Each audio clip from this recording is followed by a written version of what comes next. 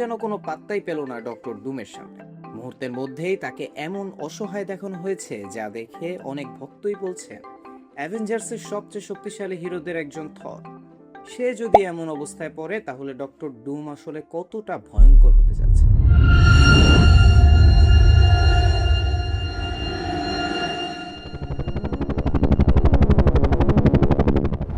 কিন্তু ট্রেলারের সবচেয়ে বড় চমক এটা নয়। আসল রহস্য লুকিয়ে আছে এমন কিছু ছোট ছোট দৃশ্যে যেগুলো মার্ভেল ইচ্ছাকৃতভাবেই পুরোপুরি দেখায়নি। আর সেই কারণেই এখন পুরো ইন্টারনেট জুড়ে চলছে অসংখ্য থিওরি, ফ্রেম বাই ফ্রেম বিশ্লেষণ আর নানা ধরনের অনুমান। শুরুর দিকে ট্রেলারটি অনলাইনে লিক হওয়ায় অনেকেই ভেবেছিলেন হাইপটা হয়তো নষ্ট হয়ে গেছে। কিন্তু অফিসিয়াল ট্রেলার মুক্তির পর পরিস্থিতি একেবারেই বদলে যায়।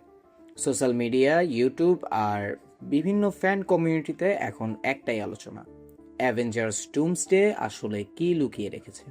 প্রথম দেখায় মনে হতে পারে পুরো ট্রেলারই ডক্টর ডুমকে কেন্দ্র করে, কিন্তু বড় বড় মার্ভেল অ্যানালিস্টদের মতে মার্ভেল বরং ডুমকে দেখানোর চেয়ে লুকিয়ে রাখার খেলাটাই বেশি খেলেছে। খেয়াল করলে দেখা যায় ট্রেলারে ডক্টর ডুমের খুব বেশি অ্যাকশন নেই, তার শক্তির পুরো প্রদর্শন নেই, এমনকি তার অরিজিন সম্পর্কেও স্পষ্ট কোনো ইঙ্গিত দেওয়া হয়নি।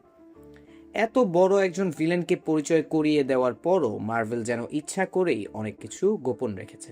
এর পেছনে কারণও থাকতে পারে। মার্ভেলের ইতিহাস বলছে তারা প্রায়ই সবচেয়ে বড় চমক ট্রেইলারে প্রকাশ করে না। অনেক সময় আলাদা ট্রিজার, স্পেশাল লুক বা সিনেমা মুক্তির একেবারে কাছাকাছি এসে গুরুত্বপূর্ণ চরিত্রের আসল রূপ দেখানো হয়। তাই অনেক বিশ্লেষকের ধারণা ডক্টর ডুমকে নিয়ে আরও বড় কোনো ট্রিজার বা এক্সক্লুসিভ ফুটেজ খুব শীঘ্রই প্রকাশ পেতে পারে। তবে ট্রেইলারের সবচেয়ে অপ্রত্যাশিত বিষয় ছিল অন্য জায়গায়। এবার শত্রুর বিরুদ্ধে লড়াইয়ের চেয়ে বেশি দেখা যাচ্ছে হিরো বনাম হিরোদের লড়াই। কেউ কারো উপর ভরসা করতে পারছে না। একদিকে শ্যাংচি, অন্যদিকে গ্যাম্বিট, ইয়েলেনা মুখোমুখি মিস্টিকের।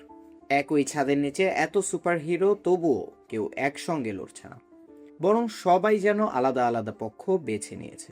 এই দৃশ্যগুলো দেখে অনেকেই মনে করছেন মাল্টিভার্সের বিশৃঙ্খলা এতটাই বেড়ে গেছে যে পৃথিবীকে বাঁচানোর সঠিক পথ নিয়েই এখন হিরোদের মধ্যে তৈরি হয়েছে গভীর মতবিরোধ। আর এখানেই ট্রেইলারটা আমাদের একটা পুরনো স্মৃতি মনে করিয়ে দেয়। সিভিল ওয়ারে আমরা দেখেছিলাম আদর্শের সংঘর্ষে কিভাবে অ্যাভেঞ্জার্স ভেঙে গিয়েছিল। কিন্তু এবার ব্যাপারটা আরও অনেক বড়। এবার শুধু একটি টিম নয়, পুরো মাল্টিভার্সের অসংখ্য হিরো একে অপরের বিপক্ষে দাঁড়ানোর সম্ভাবনা তৈরি হয়েছে। অর্থাৎ সিভিল ওয়ার হয়তো ছিল কেবল শুরু, আসল বিশৃঙ্খলা এখন শুরু হতে যাচ্ছে।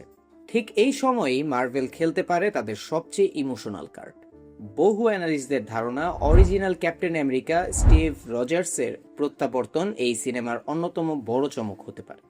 কেউ বলছেন মাল্টিভার্সের অন্য কোনো টাইমলাইন থেকে তাকে ফিরিয়ে আনা হবে, আবার কেউ মনে করছেন টাইম ট্রাভেলের মাধ্যমে ঘটবে সেই প্রত্যাবর্তন।